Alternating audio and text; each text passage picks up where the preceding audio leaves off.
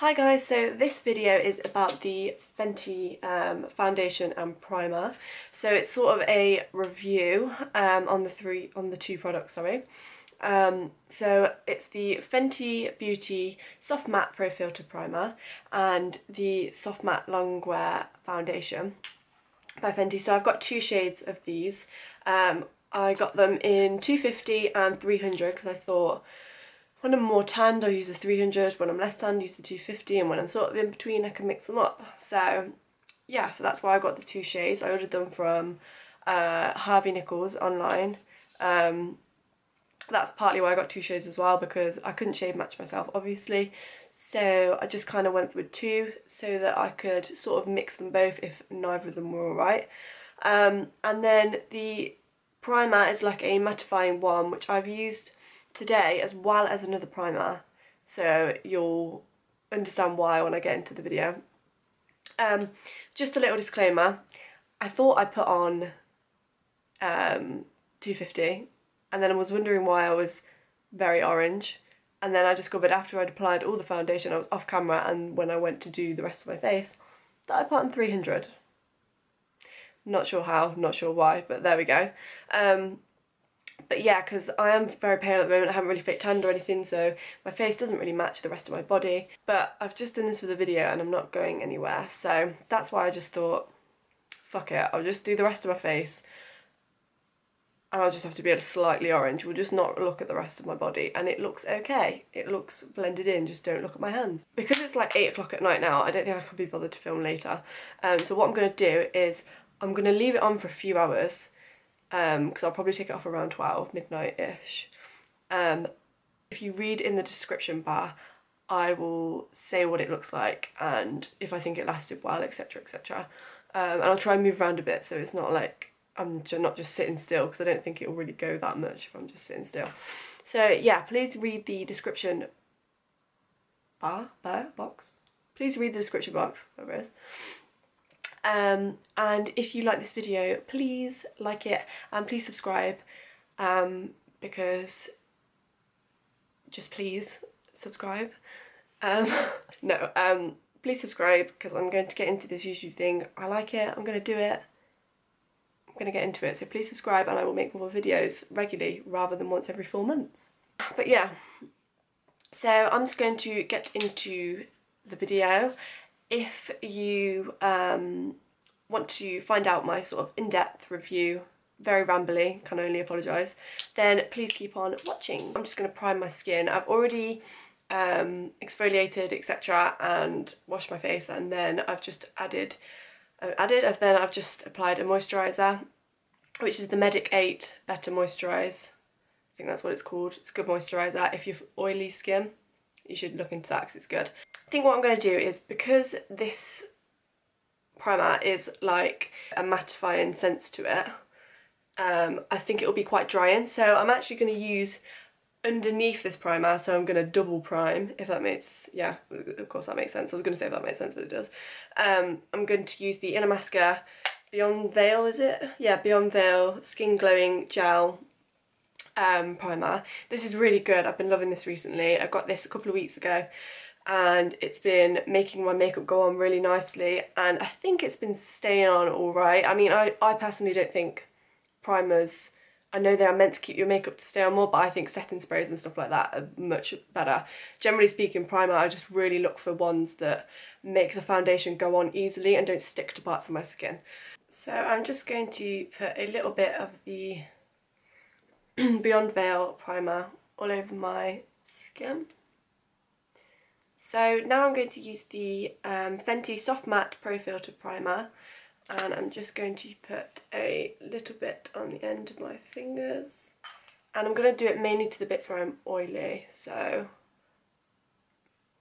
and this bit here, just to make it look a little less textured. So now that's done, I'm going to go in with the foundation. So I'm going to go in with the shade 250. I haven't used this yet, so I'm hoping the shade's alright. Oh, it still looks quite dark. That's the thing I keep hearing about the Fenty foundation, that it oxidizes like really badly. So let's have a look. So that's one pump. One pump, or was it 2 pumps? I think it was one. Actually, it might have been 2. Oh god, okay. I'm going to put a little bit more on this side and see how easy it is to buff it. How's that Play-Doh? I'm quite impressed with that, with one, well, it's kind of 2 pumps, but it's kind of, it still looks thin.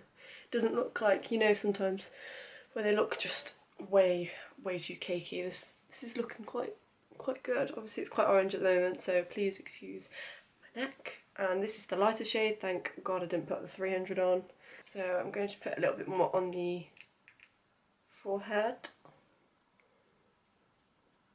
So far I'm thinking it is a full coverage. Is it full coverage? Yeah, I'd probably say it is full coverage, but it doesn't look too thick. I'm just going to zoom you in so you can see sort of close up what it's looking like. So, if you can see that. So it's still looking good. It's covered up my blemishes quite well.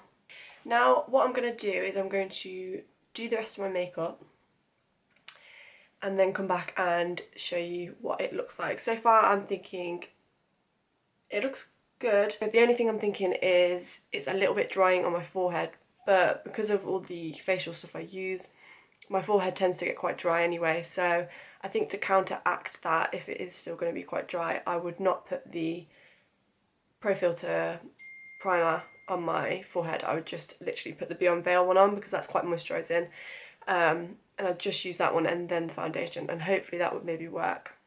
So yeah, I'm going to go do the rest of my makeup and then I will be back. Okay, so I'm back. I've done my makeup and this is what it looks like. If I go back now, I definitely would use the 250, but I didn't want to waste the foundation because I used quite a lot. I probably used about 4 pumps in the end. 4, yeah, maybe like that. So I used quite a bit of the foundation, so I didn't want to waste it. So I've just done the look anyway, but this was way too dark for me and I haven't fake tanned at all, so you can see the difference. But if I was fake tan, this shade would be great, so that's why I got the 2 shades, so I could mix and match, etc. The 300, so I think I'm going to zoom you in. I do like it, but it does cling to, oh yeah, it really clings to my dry patches and you can't really see very well, but some of it is looking a little bit cakey on my forehead. So if we look at that sort of area of the face, this isn't too bad. So this is what it looks like. As you can see, it's good. Like it's nice. It's not looking too cakey around here, but then I don't know if you can see how cakey it is. It's like making these bits really dry and it hasn't blended in very well with my concealer. Look, it's gone like all patchy around here, which I think is quite unusual because my concealer is the concealer for my forehead that I've used is the Maybelline concealer, and that Maybelline concealer is the Fit Me one, which is what everyone uses, and it usually blends in with whatever foundation I use here. So yeah, I'm not too sure about that one. Yeah, it's made it like really dry and kind of like shriveled up is the best way I can describe it, which isn't great. So let me just explain my skin tone. My skin tone is a bit of a difficult one because it's kind of like a mix of two. It's got like an oily sort of backdrop, oily sort of undertone, and then it's got dry patches on it, so it's got like little bits of dry, and that's mainly because of the skincare regime I use. So the skincare to prevent me getting spots, to make my skin a little bit better, I use like a drying skincare like stuff. So that's a facial wash and a scrub, etc., and some like serums and that, and they're actually like, they're very drying, all of them. So it's kind of annoying because I kind of look for a foundation that is that happy medium that isn't too oily but isn't too drying, and it's difficult. I think it's great if you're oily skinned and that's like just oily, because it's very mattifying and it looks good. It's not too cakey, but it is very, very drying up here, so it's not going to work if you've got dry skin.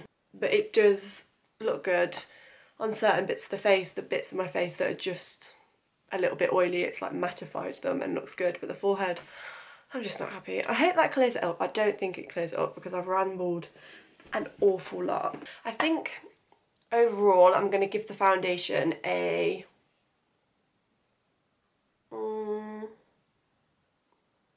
I'm going to give it a 7 out of 10 for me, because I would use it. I am still going to use them. I think they're all right, especially when maybe my skin clears up a little bit better, so I don't need to use my skincare.